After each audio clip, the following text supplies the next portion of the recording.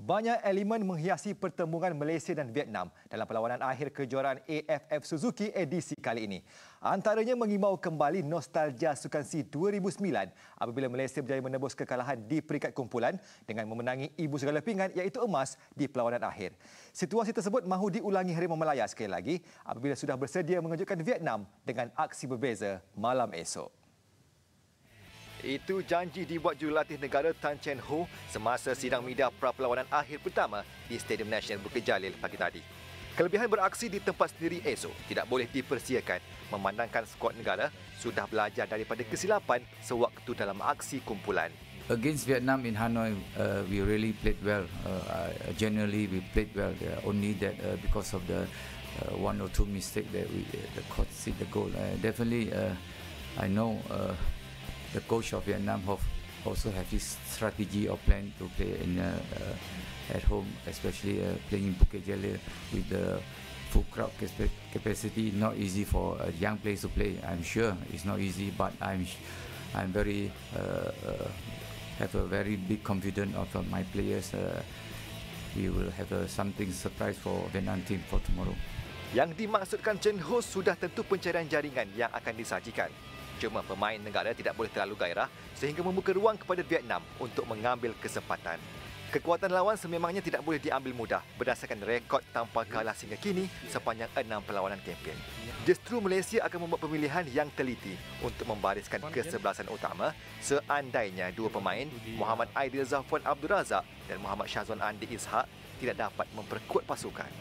Ya, dalam 2-3 hari ini kita nampak Aidil dengan Syazwan Andi belum join training pasukan lagi, tetapi kita akan monitor lah untuk sehari dua lagi.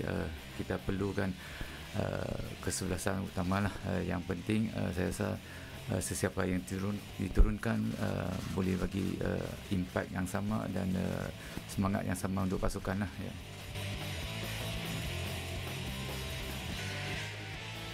Sementara itu, pasukan lawan Vietnam lebih merendah diri seakan cuba mengelak tekanan di label pasukan pilihan menjelang penentuan pertama esok. Penampilan di peringkat akhir amat bererti buat skuad jolokan naga emas itu. Justru sudah membuat persiapan sebaiknya sejak tiba 3 hari lalu.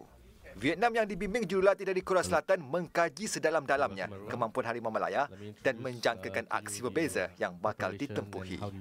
선수 구성은 똑같지 않습니까? 감독도 똑같고.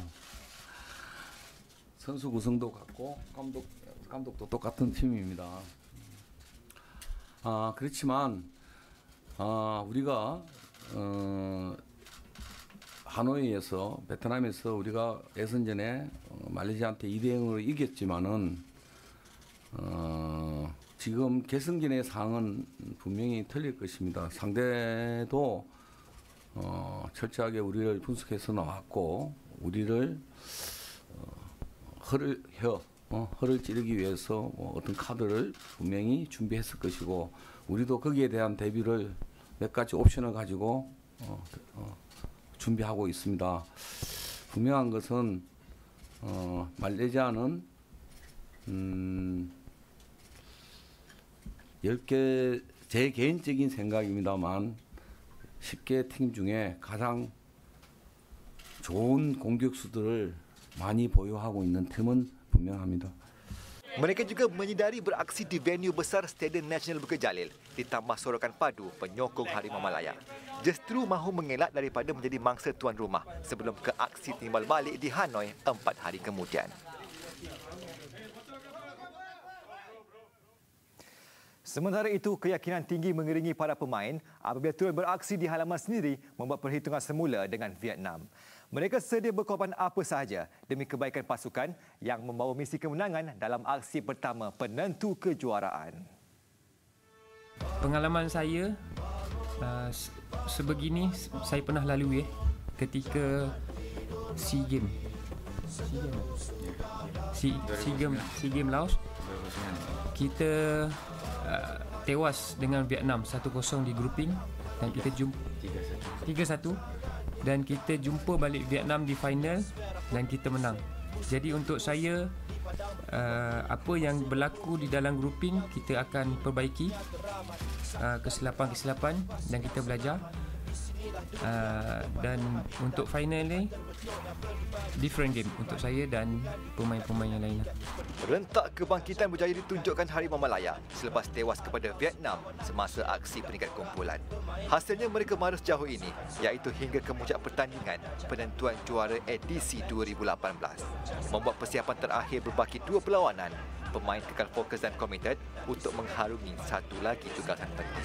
Sama juga macam sebelum ini semi-final, bila bermain di tempat sendiri kita tidak boleh bolos, dan itu akan memberikan sedikit kelebihan kepada pihak lawan. So sama ada saya, Apek ataupun Hafizul, mission yang sama jugalah. Skuad negara sudah bersedia sepenuhnya menyajikan satu lagi aksi menarik untuk menenggelamkan lawan. Penggantungan, kecederaan atau apa jua halangan mendatang, ianya tidak akan melunturkan perjuangan mereka melangsaikan misi yang dibawa. Walaupun bertanya dengan saya, sekiranya saya memang nak beraksi di final, pasal ini impian saya. Untuk final kali ini, sebelum ni saya memang nak bermain di final, tapi saya tak nak merosakkan pasukan dengan kecederaan saya, dan saya tak nak force untuk tim, dan sekiranya saya tak boleh bagi 100%. Biarlah pasukan pemain-pemain yang ada 100% boleh bagi full komitmen untuk yang penting kemenangan untuk pasukan negara. Itu yang penting.